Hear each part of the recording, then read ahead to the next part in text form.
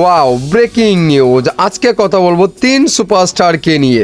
শাকিব খানের stardom level Jeet দেবকে ছাড়িয়ে অনেক উপরে চলে গেছে, আর তার একমাত্র কারণ শাকিবিয়ান। শাকিব খানের ছোটো কোনো ভিডিও আসলে মুহূর্তের মধ্যে সেটা মিলিয়ন ভিউ হয়।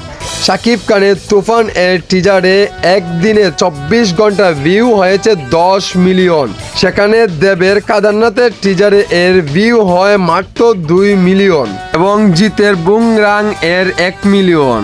মাই গড, এই মাত্র শাকিব খানের সাথে টেক্কা দিতে পারলো না আমাদের অপার বাংলার 2 সুপারস্টার দেব এবং কি জিতে।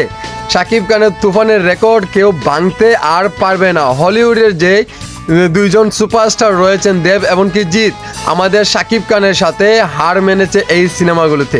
শাকিব খানের সাথে পাঙ্গা আর জমের সাথে পাঞ্জাব মাগার সেম টু সেম।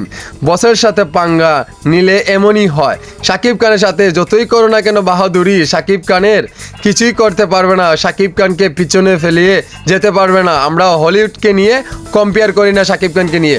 শাকিব খানকে আমরা কম্পেয়ার করি বলিউডের সালমান শাহরুখ খানের সাথে। আপনারা হলিউডের তো জিরো হয়ে গেলেন, শাকিব খানের তুফান সিনেমার কাছে আপনারা একদম জিরো লেভেল। আপনাদের এখন আর কি বলবো, আপনাদেরকে আর বলার কিছু নেই ভাই।